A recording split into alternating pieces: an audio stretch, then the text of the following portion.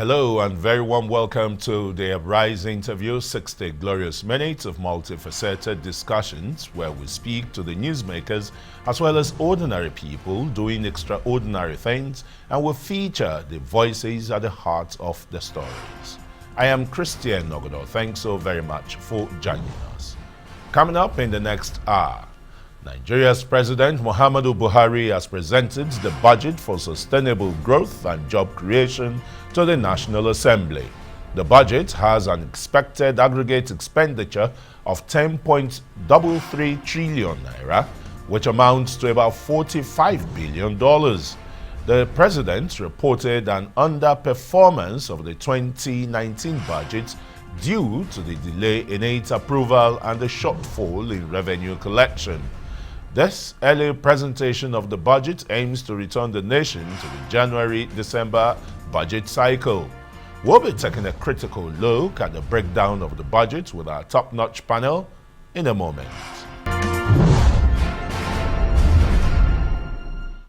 And President Buhari says the 2020 budget has been designed to be a budget of fiscal consolidation to strengthen macroeconomic environment, invest in critical infrastructure, human capital development, and enable institutions, especially in key job-creating sectors.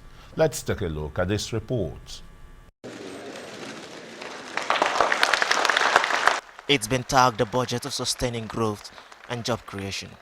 The 2020 federal budget proposal has pegged aggregate expenditure at 10.33 trillion naira, with 2.14 trillion naira earmarked for capital expenditure.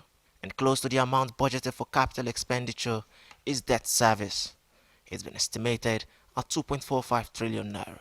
The federal government adopted an oil price benchmark of $57 per barrel, a daily oil production estimate of 2.18 million barrels per day, and an exchange rate of 305 naira per US dollar for 2020. With a very poor revenue generation in 2019, President Buhari says the sum of 8.155 trillion naira is estimated as the total federal government revenue in 2020, a 7% increase over the 7.594 trillion naira of 2019. To this end, Buhari has proposed a draft finance bill which seeks an increase of the value-added tax rate from 5% to 7.5%. He says the 2020 appropriation bill is based on the new VAT rate. Accompanying the 2020 budget proposal is a finance bill for your kind consideration and passage into law. This finance bill has 5 strategic objectives in terms of achieving incremental but necessary changes to our fiscal laws.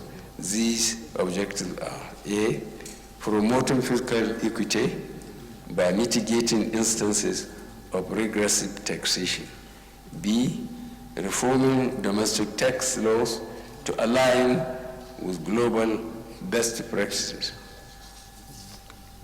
C, introducing tax incentives for investments in infrastructure and capital markets. D, supporting micro, small, and medium-sized businesses in line with our ease of doing business reforms. And E, raising revenues for government. On the recurrent non-debt expenditure, 3.6 trillion naira is earmarked for personnel and pension costs. President Buhari says the sum reflects the new minimum wage as well as proposals to improve remuneration and welfare of police and armed forces. We will also sustain our efforts in managing personnel costs. Accordingly, I have directed the stoppage of the salary of any federal government staff that is not captured on the integrated payroll and personnel information system platform by the end of October 2019.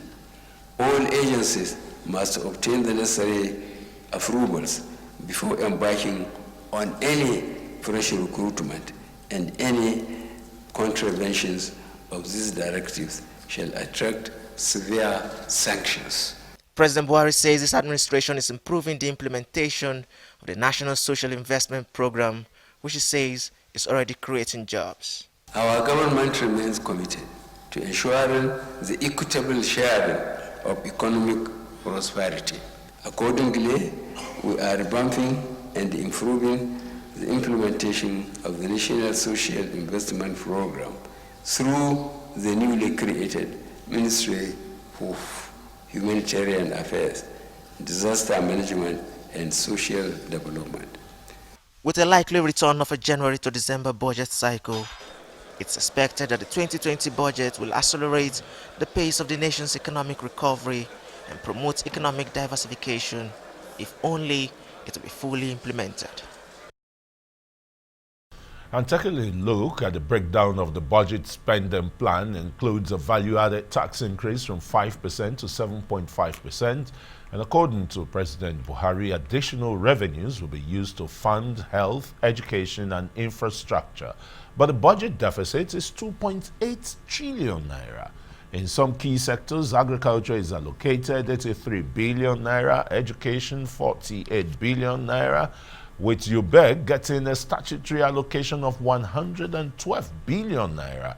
The budget for health is 46 billion naira, with another statutory transfer of 44.5 billion naira for the Basic Healthcare Provisions Fund. PAR gets an allocation of 127 billion naira, defense 100 billion naira, while works and housing received 262 billion naira. Well, for more on these, I've now been joined in the studios by Drs. Moses Tule, who is the Director, Monetary Policy, Central Bank of Nigeria, and Sam Amadi is not only a Rise News analyst, but he's also the head of Department, Commercial and Property Law, Private Law, Bayes University here in Abuja. Gentlemen, very warm welcome to the program. The budget ritual is over. It is now the summation of the sectorial allocation. But let me begin with Dr. Tule as somebody in charge of monetary policy of the central bank. How would you reconcile Mr. President's statement where he said that the 2019 budget did not perform to its optimum because, one, it was passed late, and more significantly, that there were revenue shortfalls? How then do you think this budget, 2020, is going to perform with already a deficit of 2.6 trillion naira? Yeah, thank you very much. I think what Mr. President has said is very consistent with what the Monetary Policy Committee has observed virtually in all its meetings about the underperformance of the revenue targets of the 2019 budget. So to that extent, it's quite consistent. So it's not only that the budget came out late, about June, and that's more reason why the President has appealed to the National Assembly to very quickly pass this budget so that the budget cycle begins January 1st. And if that is achieved, one, we think we could have a better budget. Number two, and which is very important, it's a very passionate appeal to the National Assembly. If we want to see a budget that would be implemented 80%, 90%, 95%, the National Assembly should exercise very serious caution in trying to pad the budget and raising the figures that have been submitted to it. Now that's very important. They have the powers of appropriation. They have the powers of appropriation. They don't have the powers to rewrite the budget. They do. That's not rewriting the budget. That's not rewriting the budget. It's just normal addition and minuses. Can you let go me on? learn? You have asked me to explain to you how the government thinks it can realize the budget. It can implement the budget. The budget is built on certain expectations of revenue. When you go and increase the expenditure without increasing the sources of revenue, there is no way you will not create a problem in the budget. So the National Assembly can rewrite the entire budget and also provide the sources of additional revenue to fund even what they have added and what is already in the budget. There will be no problem whatsoever. But when you increase the expenditure without increasing, now one way that is very common, which we see very often in the budgets when it gets to the National Assembly, is to change the oil price benchmark. Now, the oil price is a moving variable. Nobody has a handle on it. And there is no government that will not have buffers, fiscal buffers, that will be stable in implementing the budget. That is why when the government provides an oil price benchmark, it's supposed to serve as a guide. It is saying give and take. If conditions improve far beyond what we expected or anticipated, whatever is left, we will create buffers for it. If conditions get worse, we think if they get so bad that the oil price oscillates around this benchmark, then we should just be about to operate the budget. So Nana, that's very important. So if you don't tinker with the oil price benchmark, but have other sources of revenue and create and add them to the budget, oh, beautiful, the budget can be implemented. So as I was saying, if you don't change the oil price benchmark and whatever adjustment you are going to make around the budget, remain within the figures that has been submitted to Parliament, I am sure beginning the implementation of the budget in January, 2020 is expected to be a much better year than 2019. And these are the areas we think 2020 is going to be a better year. There are 4 flanks of this budget. And I think that if the government handles these 4 areas, 1, and this is a very critical one, fiscal consolidation. If the government says, look, we are going to be more prudent fiscally, and look at the way we've been spending money in the past and make amends. We've seen countries that have made fiscal consolidation. I've just finished looking at the budget of Sierra Leone. Tremendous fiscal consolidation.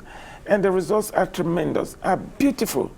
And it fits into the reforms that that country is implementing. So if the government says it's not going to be business as usual, there are certain expenses we can do without. That is exactly what the government is saying here. Then secondly, he said they're going to invest in critical areas of infrastructure. Now, for any economy to grow, why do you think China is having slow growth? Because the infrastructure in China is now aging. If we have an investment in new infrastructure, which this budget says we're going to have, then certainly that is an investment for growth against tomorrow. Then incentivizing the private sector. You are going to induce the private sector to grow. You are going to give them incentives. This is what we've never had before. The Manufacturers Association of Nigeria have consistently argued for incentives. Seminar after seminar, we've raised the issues of incentivizing the private sector. How the government is going to do that is a matter of details. Okay, but that is an issue. Okay, Dr. Moses, let me put you on pause. We've used our first 15 minutes. We want to take some messages. When we return, we'll be looking more at the issues thrown up by the 2020 Nigerian budget. You're still watching the Arise interview. We've got more still ahead. Stay with us. Welcome back, and you're watching the Arise interview. In reaction to the budget, President of the Senate, Senator Amadi Lawan, has given a deadline of October for ministers and heads of ministries, departments and agencies to defend their budget. He said this will ensure a return to the January to December budget cycle. Also, lawmakers gave their take on the budget. President, the National Assembly committees are ready to receive the honor of ministers and other heads of government agencies for the defense of the budget estimates of the various MDAs. In order for timely passage, all MDAs are expected to appear before the committees for the defense of their budget estimates within the month of October. We have earmarked the month of October to be the sole window for all budget defense activities in this year by all MDAs. Now what he just said is the same. Year in, year out, we'll be talking about revenue, revenue, revenue, revenue. Now we really must take it seriously. The enabling acts, like the Fiscal Responsibility Act of 2007, we need to go and visit it so that everything that is collected as revenue must be paid to the TSA, the Treasury Single account, into the concentrated revenue fund. Otherwise, where some of them have to utilize part of their collection, we have found out that it is shortcoming, it violates our laws, and of course, we too must do oversight as Parliament or National Assembly to ensure that revenue is there. If we can secure revenue, then the... They got our panelist here, Dr. Moses Tule, Director of Monetary Policy, Central Bank of Nigeria, and Dr. Sam Amadi. Dr. Sam, I was going to come to you with these submissions about, you know, the optimism that, yes, this budget is going to perform. The National Assembly shouldn't tinker with it by raising it because the president has said revenue shortfall is a huge problem and still running a deficit budget of 2.6 trillion. Do you think the sectoral allocations, for example, to rejig the infrastructural development of this country is enough? We're talking of 512 billion naira, not dollars. Is that attractive enough for investors to come and partner government to develop our infrastructural facilities? Okay, let's start from the issue around what should the National Assembly do. I've been a special advisor on both sides, and apart from being the chief executive of federal agencies, and I can say the debate continues. Legislators have the thinking that, of course, since the Constitution gives them right to approve, and the argument has been that the right of approve includes the right to vary, review. So approve means they can vary. But an argument also from constitutional argument from the side I come from is that the legislature should not have the right to add to items. You know, the point is that appropriating, two aspects of it is what the executive does, which is to provide the framework, provide first the revenues process, projected profile, revenue, of course, projection, and of course the expenditure, because those expenditures are based on projects that flow from executive discretion in terms of, okay, the chief manager of the economy is the president, chief executive, that's part of his first job, and therefore he has a vision in terms of either the what they call the economic recovery and growth plan and subsidiary instruments that come from that. And then, of course, the budget office kind of looks at physical profile and intelligibly align, you know, allocations across the sector. And you know, the allocations tell you a story as to what project government wants to drive and what extent. Because if it's a medium-term expenditure framework, that means, let's say 2 years, the MTF would have outlined a vision for, let's say, 3 years, and then government can proceed incrementally with projects. And so this is how, okay, we take, for example, Mambila, a major infrastructure project. Government can say this year they're going to finish with civil works. Perhaps this is how much they can put. So the argument is very straightforward, that the National Assembly lacks both the expertise and the connection to those projects to effectively decide which project should come up and what new heads of allocation to create. So both from the point of view of deference, they ought to defer to the executive because they have the proximity to the factors that would explain which project comes on board, and they have the proximity to the information as to what government can execute or not execute. But of course, the argument from the other side is that political accountability means that the legislators, as people's rep, should play. That's why we call it co-management. When I was special advisor to the Senate President, the theory was a theory of co-management. They co-manage the economy. They are representative of the people. For example, let's take, for example, issue around poverty alleviation.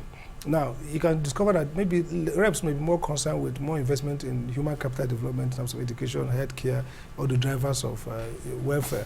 Government might, based on policy, might be perhaps much more focused on economic growth, the drivers, and less perhaps we're hoping that down the line trickle down.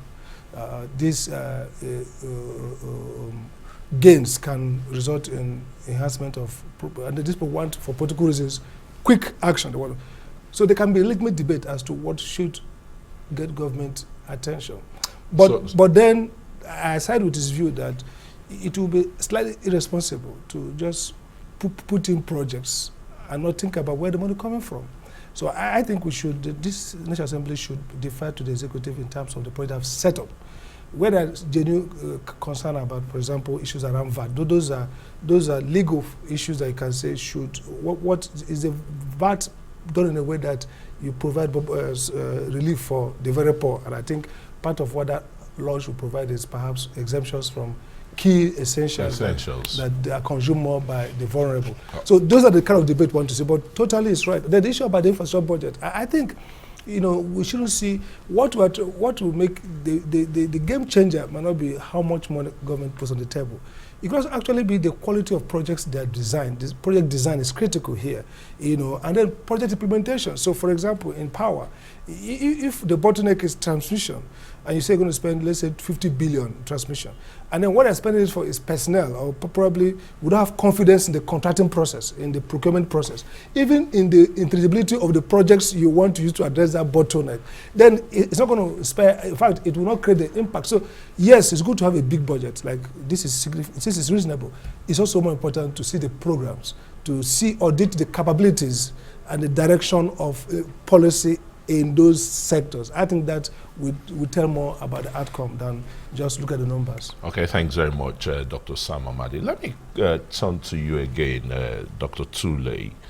You've seen the economic indices by the World Bank, the IMF globally, saying that the growth that were earlier projected for 2019 of about 3.5 to 3.6% growth globally is been downgraded to about 2.9.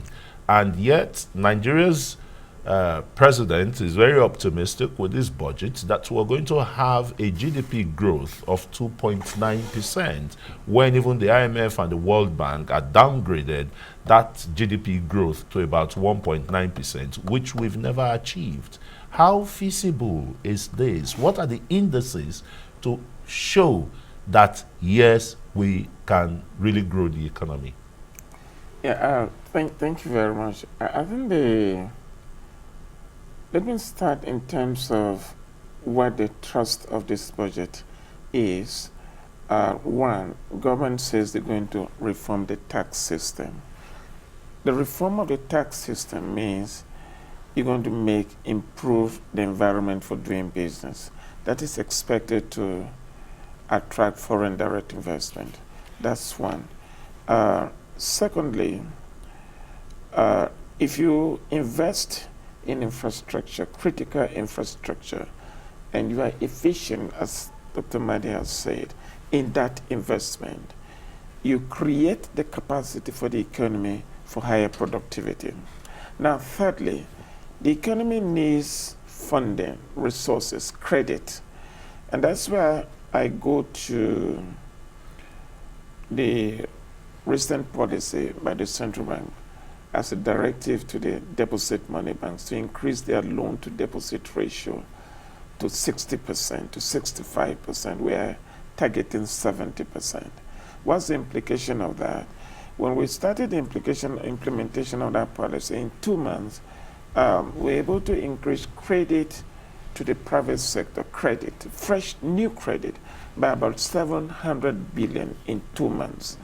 Now, and what is most interesting is that we never saw the kind of growth in credit to the manufacturing sector in more than 20 years, which we saw in 2 months. The highest. That's intervention from the CBN. Not intervention. From the money deposit banks. This is credit. Incentivizing private. New credit. Okay. From the banking system. Okay. And then there was a fundamental increase in credit to agriculture, which we never saw in the last 40 years in this country. And that came in 2 months. Now, we are looking at a situation where you have growth in credit to the private sector coming from the banking system itself, and not because the central bank is intervening or the government is putting in place certain incentives. Now, if you do that against the backdrop of incentivizing the private sector, then you see that you are having credit, and then you have a backload of incentives, or you have incentives put in place by government. Now, the two of them working together means higher investment and higher levels of growth. Don't also forget that in 2020, we're expecting, from what Dangote has said, that he should get his refinery on stream by the second half of 2020. Now, give and take, let's say it is the third quarter or even in the fourth quarter of 2020. Now, that's a game changer, a key game changer in the economy in 2020. First, it's going to reduce the burden. First, the burden of importing petroleum products. That's the first thing. And that's going to be off our imports bill. Although the refinery is sited in the export-free zone, which means we're going to import the oil because it is in the export-free zone. We will import the oil into Nigeria, but you're not going to have the transport cost. And if you don't have the transport cost, it means petroleum products are going to be readily available. Okay, Dr. Moses, I'm sorry to put you on pause because we want to take some messages again. And when we return, you'll continue on your line of thoughts. You're still watching the Arise interview. We've got more still ahead. Stay with us.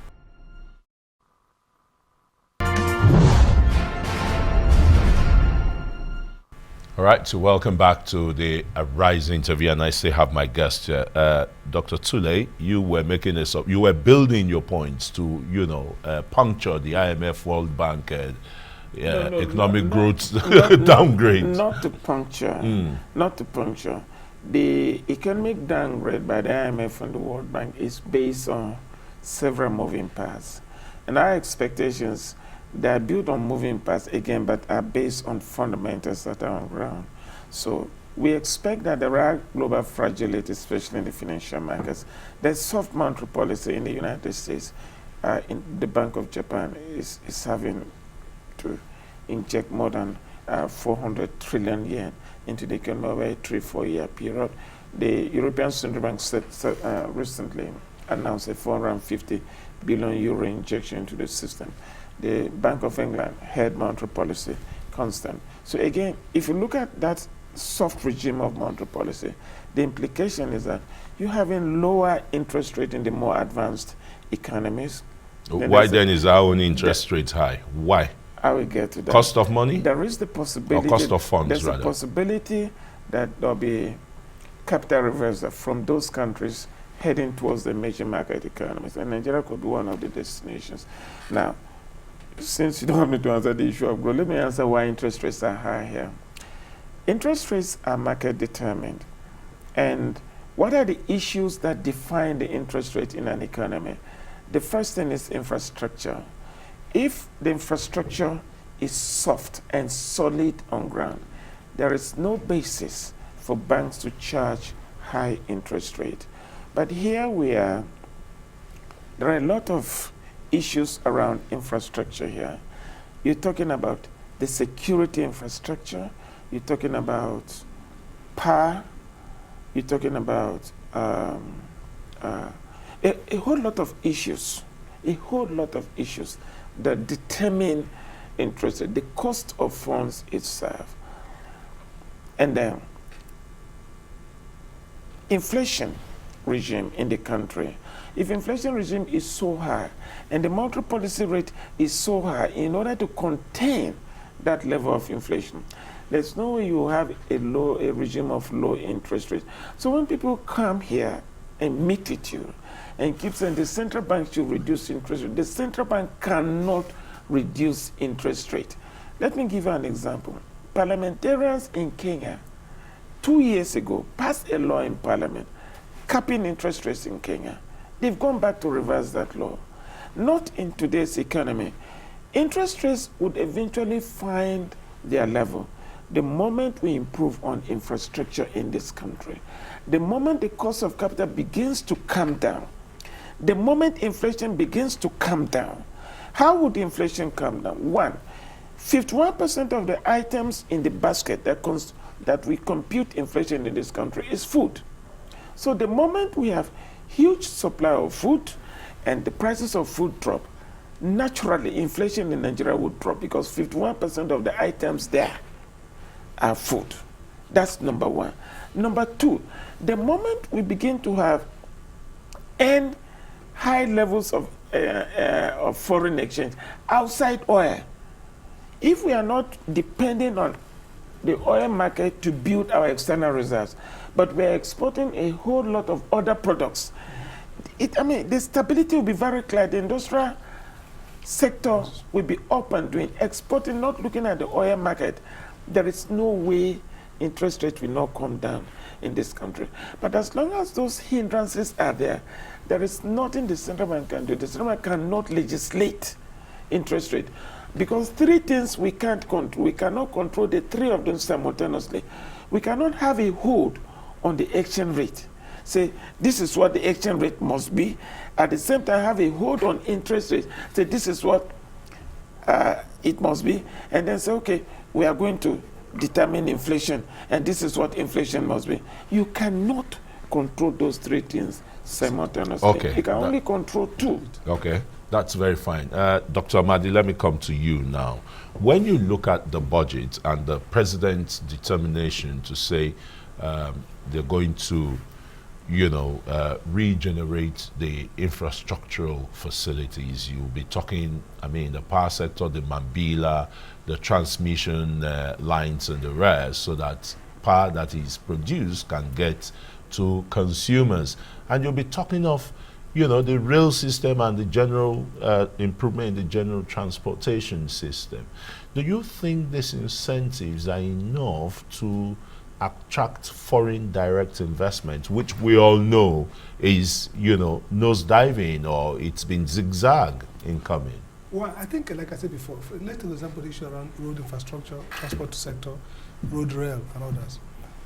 In the last 8th Senate, I was chairman of the Senate Technical Committee on Transport Reform, and we talked about road fund, we talked about a national transport commission, kind of more like NTC, more like the regulator of that sector. Now, investors are not going to just looking at how much money government has put on the table. They're going to look at policy. They're going to look at regulatory framework. They're going to look at laws that define. Even politics around, it does a political economy, politics around everything. So, for example, if you have a regulated sector, we're talking about franchising and all kinds of PPP in transport sector. We talked about tolling. People talk about tolling, which probably is not yet to take off. But the idea here is that you could, yes, having a good enough physical allocation to infrastructure helps to show what level of government commitment and what government ought to do. Some of the bottlenecks of the government, for example, transmission network is a public good. It's a highway, so to say. So government needs to provide that infrastructure for give the generators confidence to IPPs to come on board. The CBN also has been supporting with intervention. But the critical point there is that those funds are critical. But beyond that is you're going to be auditing the regulatory and the policy framework and asking yourself, for example, contracts and their sanctity. Do you have a regulator that's effective, fair, and accountable and transparent? Do you have a market that's regulated in a manner that you have guarantee of recovery? Do you have incentives, for example? We used to have in the power sector pioneer status, all kind of waivers, duty waiver for bringing for those who are bringing machinery, original investors and other brown bag. Maybe that's why the president said it's going to look into the issue of overtaxations or multiple taxations. So the point therefore is that these are part of the process of clarifying, making infrastructure sector investable and bankable, so people can now say, let's come in. What happens with public funding is that it can crowd in private funding. That's the point he's making. So government makes certain strategic investment that crowds in.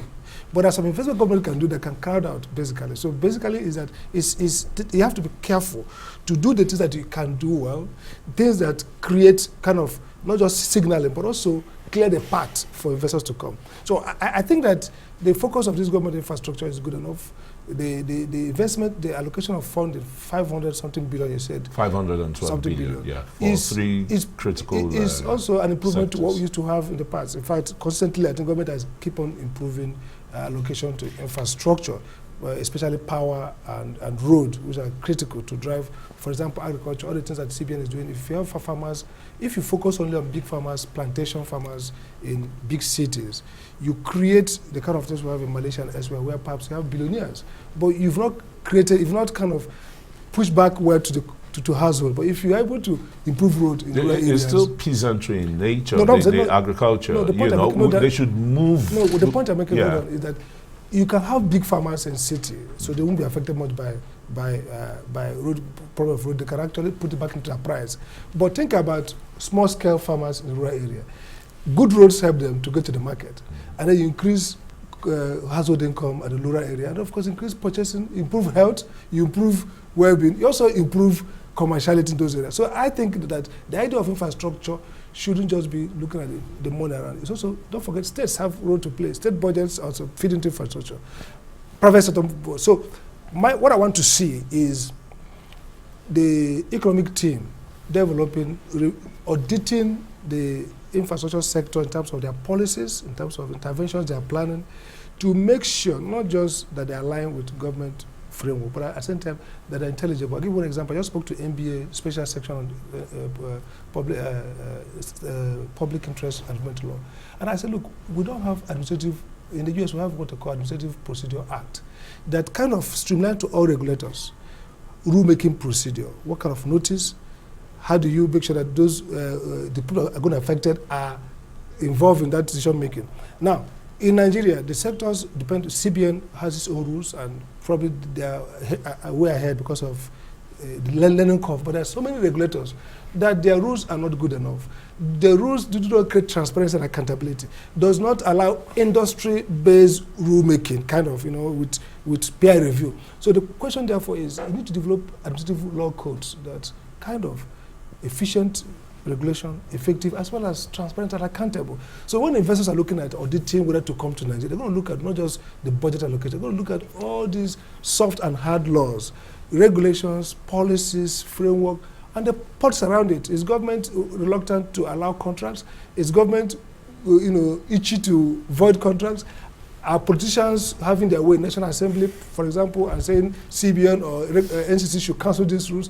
Those are the country risks that probably would count more to an investor coming outside than just look at the budget. The budget will tell them how much you have to spend to crowd it, but it may not tell them how risky your environment is, and whether they will have a return on investment, and whether even those investments are sustainable in the long term. That's really what we look at. So I think it's a whole, it's all sectors together. We look at even the social policies around, not just economic, but politics, social, as well as how institutions are developing competence to manage these projects. Which is the human capital development that the president talked about. Because you can see a mismatch, There's a budget, but the policies underlying them are not intelligible, they're not reasonable, they may not be able to achieve the outcome we're looking at. So I think we should also look at the area of human capital and competence in the sectors we are funding. So the drivers of the economy too, and the general policies too, they must be retrained to meet the yearnings of the targets of government and achieve. Yeah. Okay, gentlemen, we'll take in another short break to bring you some messages, and you're still watching the Arise interview. We've still got more ahead. Stay with us.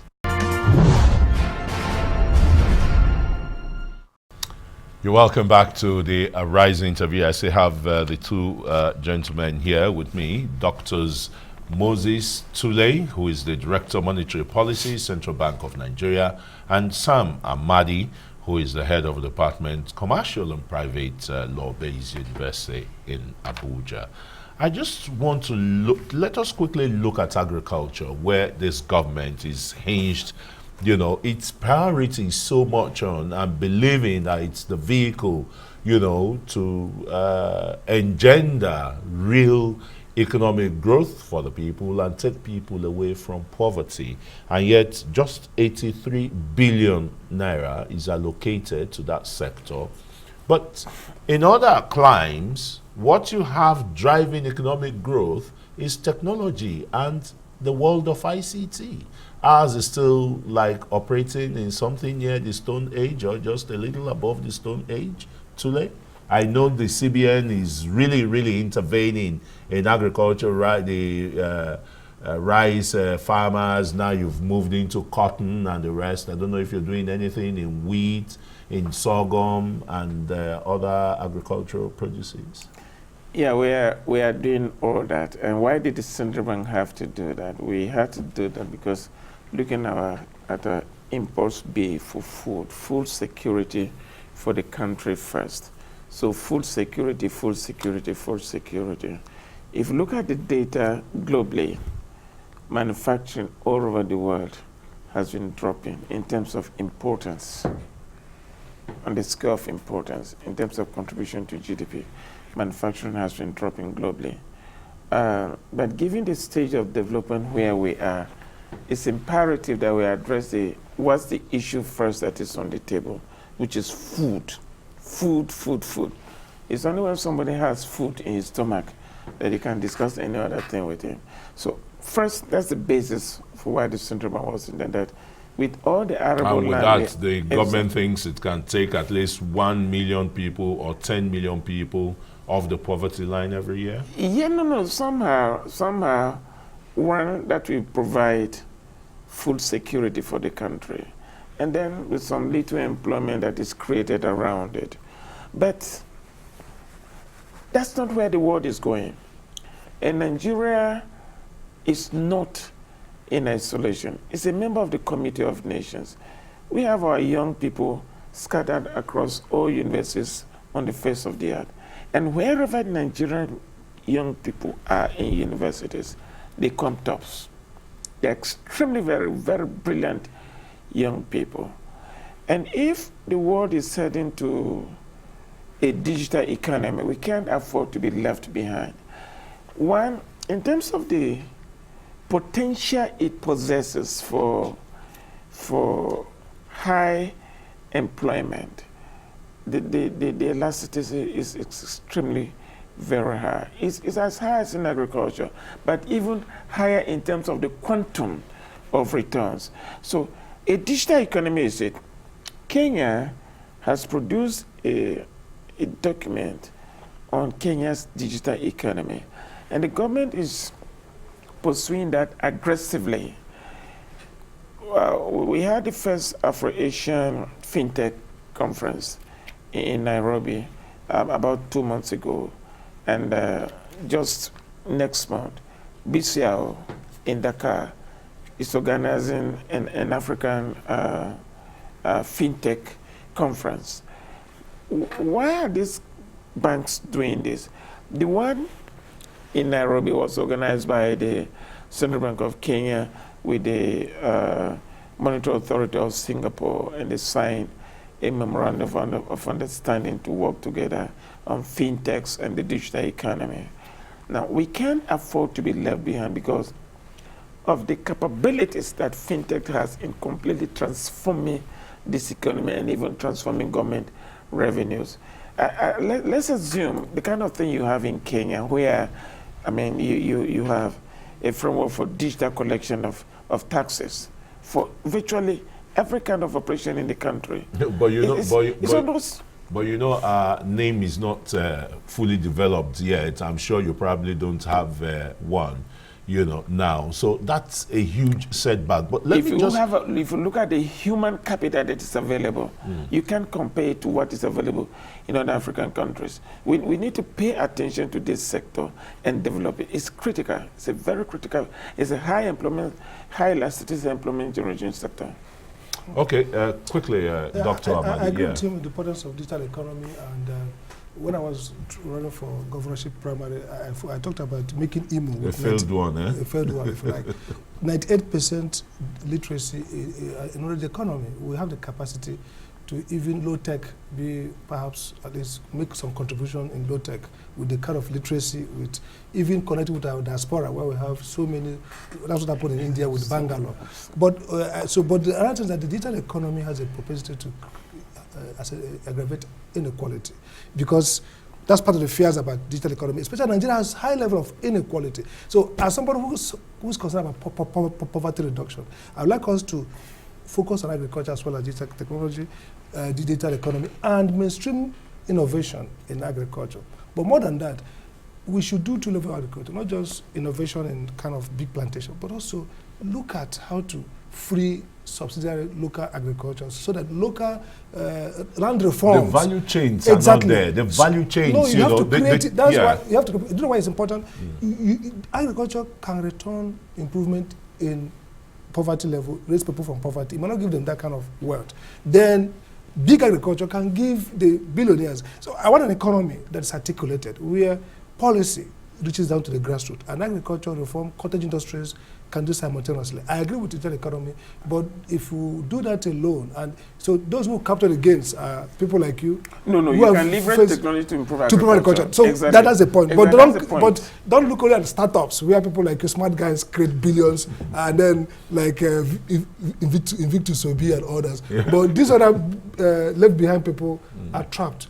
Agriculture with technology enabling provides a very good way of reducing the poverty inequality level. Okay, fantastic. We just got very few minutes, Dr. Tule. Tell us, what is the CBN doing with all the agricultural agencies and some research institutes to really create the value chain? That's what people want to start saying.